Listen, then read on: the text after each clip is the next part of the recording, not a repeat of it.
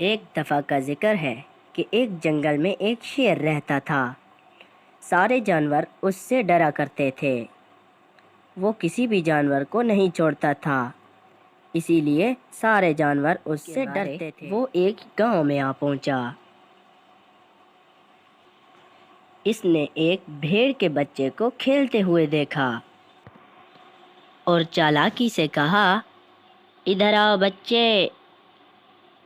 بیچارہ بھیڑ کا بچہ ڈرتا ہوا آ گیا۔ شیر نے کہا، میں تمہیں کھا جاؤں گا۔ بچہ ڈر گیا اور اپنی ماں کو آواز دینے لگا۔ شیر نے کہا، میں تمہیں کھا جاؤں گا۔ بچہ بیچارہ ڈر گیا اور فوراً اپنی ماں کو آوازیں دینے لگا۔ بیچارے کی ماں تو تھی نہیں، لیکن وہ اپنے ابو کے پاس رہتا تھا، اس لیے اس کا ابو آیا اور شیر سے معافی مانگی۔ شیر نے کہا، میں تو اسے کھا کر ہی رہوں گا۔ اس کے ابو نے کہا، شیر جی، میرے بیٹے کو نہ کھائیے، آپ چاہیں تو مجھے کھا سکتے ہیں، بس مجھے 2 دن کی مہلت چاہیے۔ شیر نے کہا، میں تو تمہیں ابھی ابھی کھاؤں گا۔ بیچارہ اس کا باپ ڈر گیا۔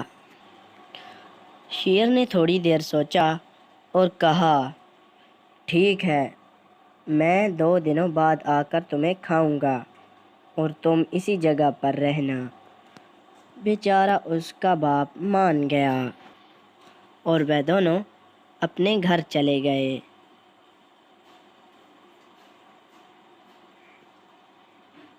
2 دنوں بعد شیر وہاں پر آ گیا اور وہاں پر ساری برف جمی ہوئی تھی۔